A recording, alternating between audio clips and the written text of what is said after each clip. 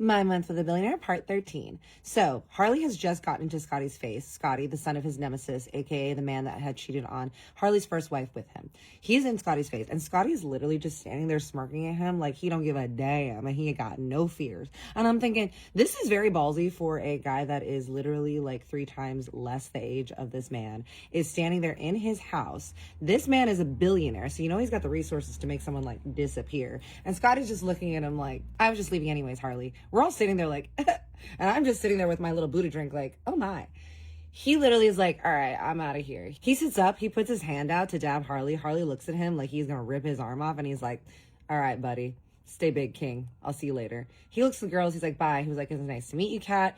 And he walks out the door to call his Uber. Harley's eyes literally follow him as he walks out. He doesn't even break contact with watching this man's back leave. And he says at the same time to Kristen, he's like, Kristen, is Gabby staying over tonight?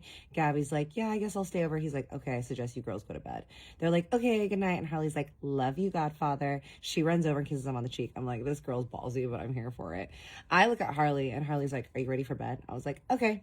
I grab my water, and I'm like, good night, Dana. And Dana is standing there just watching the whole thing, looking fuming and looking like she is going to make some major changes in this house, even though she already has.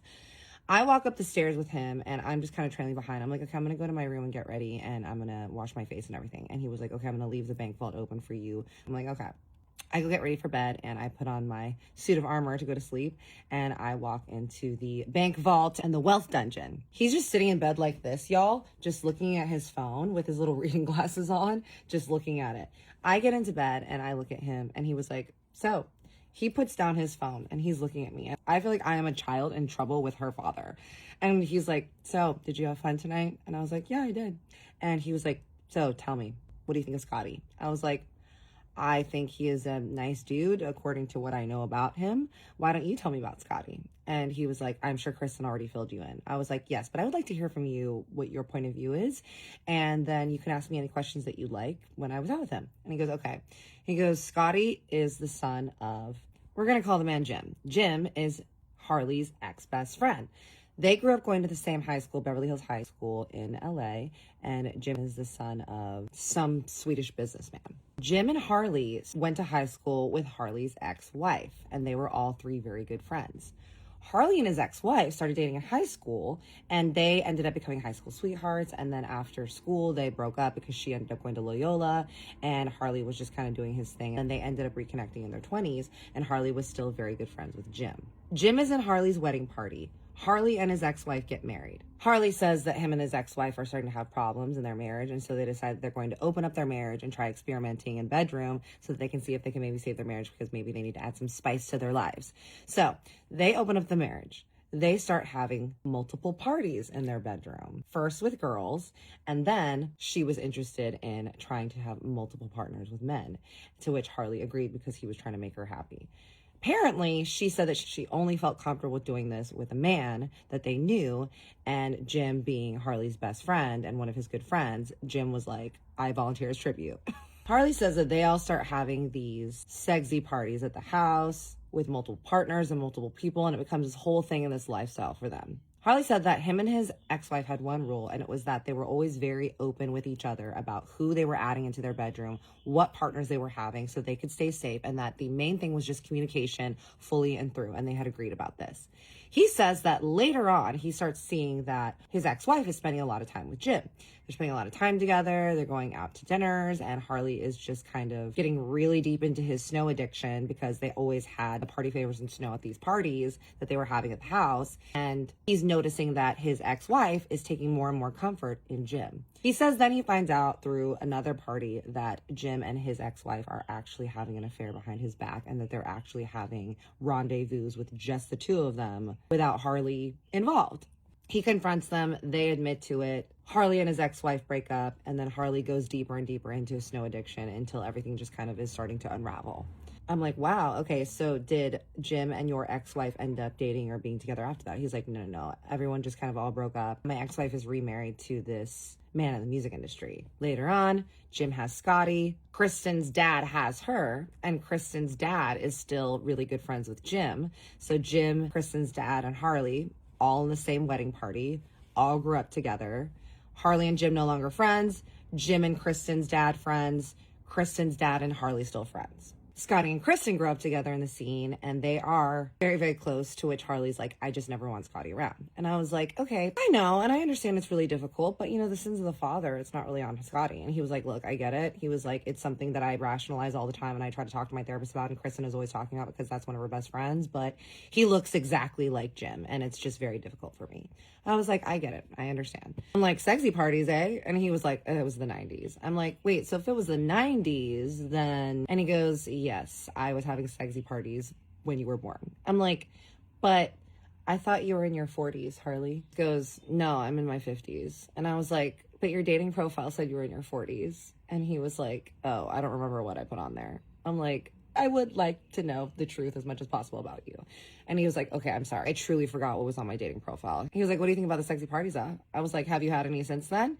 And he's like, I wanted to with my ex-girlfriend, but she was not about that life. I'm like, yeah, so that's what you're into, Harley, huh? And he's like, yeah, have you been to any? And I was like, I have been around, so yes, I have. And he was like, have you ever had a some? And I was like, I have. And he was like, girls or guys? I was like, both. And he was like, both as in a mix, or both as in like just guys, just girls. I was like, all three.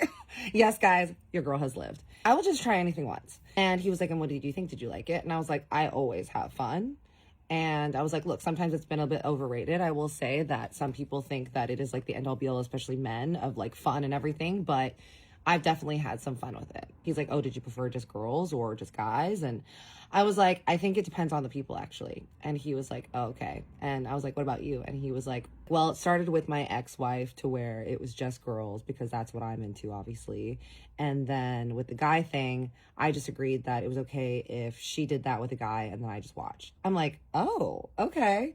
I'm like, so when it was her and a dude, you didn't participate. And he was like, no, I'm not going to accidentally touch a guy's thing. I'm like, okay, well, but then their things are all around you while you're with other people. He's like, yeah, but there are girls there and I'm not like near them. I'm like, okay, so you're okay with people watching you while you're doing your thing, or you watching people do their thing, but you don't want to be involved if there's a guy involved doing the thing. And he was like, exactly. I'm like, I see, I get you, okay. And he was like, so did you enjoy it when there was a girl involved? And I was like, Harley, clearly you want to know about this. And he's like, yeah, tell me about the first time. I'm like, okay. I was in high school. It was at a party. We were doing a lot of party favors. And it was two people that were at the party that were from another school. And it was a dude that we all knew about, who was a guy that was very popular at another adjoining school. Because if y'all know about me and have watched my private school series, which if you haven't watched it, because I have a lot of very, very interesting private school stories. I'm growing up in Dallas at a very strict, rich private Christian school. This guy was at an adjoining high school. He was a very popular football player, and he was throwing this big fuck-off party at his parents' house in a really nice area of Dallas. I was there with some of my girlfriends. There was a girl that he was kind of seeing on and off and dating, and we were all just like having fun. We were in a room together. It was very, very late. Everyone had kind of fallen asleep or passed out, and we were playing Truth or Dare. He dared us to like kiss. We did. One thing led to another, and we were all just having a good time. Harley started scooting closer to me, and he was like, oh yeah, and like, did you like it when you kissed her? I'm like, clearly, because I let it escalate. And he was like, had you been with women before? And I was like, yes, I had. And he was like, oh, so are you bi? And I was like, look, I consider myself to be very open to all experiences. I don't want to label myself because I don't want to try to claim something for myself that I don't necessarily know if I identify with. Like, I have dated mostly men. I am definitely attracted to men. Have I dated women? I have in the past, and I have been attracted to women. I want to be respectful to a community that I love deeply. I'm open to trying all experiences. The queer community is very important to me, so I always want to remain the most respectful to them. I was like, but let's be honest. I believe sexuality is a spectrum, so I just know that I like what I like. I meet someone I like. I'm down to clown, and that's it. And he was like, all right, I respect that. He's like, well, I'm definitely straight. I was like, okay, then. He turns back to me, takes off his reading glasses, and I can already tell y'all that something is different in his eyes now. And he puts down his phone, and he's kind of scooting next to me. And he takes his fingers and just like rubs it against my arm. And he was like, so tell me more about it. Was like the first time that you were with a girl. I'm like, Harley, we're not doing this right now. Like, you're getting way too turned on right now. And I am not having this conversation with you. Like, I'm going to bed. And he was like, what? I just want to like hear a little bit about it. And I'm like, okay, that's a story for another time. You're getting a little too excited before bedtime. So you can turn your little ass around, put on your sleepy armor, go into your sleepy dungeon, and we're going to bed because it is late now and I'm trying to go to sleep. And he was like, wait, just like tell me a little bit. I was like, Harley, no, I need you to respect my boundary. And I'm saying no more right now, okay? I'm open to talking about this another time, but I'm not talking about this with you right now while we're in bed. He goes, seriously? You come back late tonight with Kristen. Y'all brought people here when I asked you not to, and now you're not going to do what I ask? I was like, are you serious right now, Harley? And he's like, yeah, I'm just saying that y'all brought this guy that I don't like here, that you know is like the son of my enemy, and now you don't want to just do one little thing that I ask. I was like, all right, Harley, I'm going to go pee. While I go pee, I'm going to let you think about what you just said, because that is not what we do here. That is not how we fly. And if we're going to have something like this, I don't need to stay here and I can go and stay somewhere else tonight. I get up and I walk to the bathroom. And again, ladies, it doesn't matter what a man is doing for you. A man should always respect your boundaries, because your boundaries are not contingent upon what somebody else does for you. Your boundaries are your boundaries, and you don't need to explain them to anybody. You don't need to do nothing for nobody that you don't want to do. Prioritize yourself, prioritize your comfort, prioritize your safety, prioritize your needs. I walk back and he's sitting there. I'm like, Harley? And he was like, yeah. I'm like, are you good? He's like, yeah, we can go to bed now. I'm like waiting for an apology sort of, but then I'm realizing this man is not going to apologize. And I'm like, I just want to go to bed. I'm like, just to be clear, I did not bring Scotty there. We got in the car. I told Kristen that it was a bad idea that he come, but she is your goddaughter in your family, and she knows you a hell of a lot better than me. And I am not the one to control her. I'm not her babysitter. And she said that she was going to do what she wants to do. And he was like, yes, I know that nobody can control Kristen, and I know that she did what she did. So I don't blame you for that, because I know that these are not your friends, and she's going to do what she wants to do. I'm like, okay, great. He's like, I just don't understand why you can just tell me one little story that I wanted to hear. I was like, Harley, are we doing this right now? I'm not doing this right now with you. He's like, what? I'm not asking for the world. I'm just asking. I turn over, y'all. I'm like, good night, Harley. He turns over. He puts his headphones on. He puts his glasses on.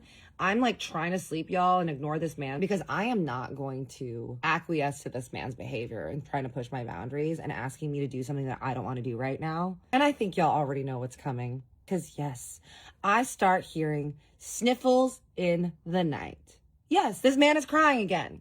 Yes, y'all, part 14. This man is crying again. I have to deal with him. I get no sleep. And the next day, we're going to have more drama with Data and his dad. And we're going to find out in this series more of Harley's dark secrets and why this doesn't work out.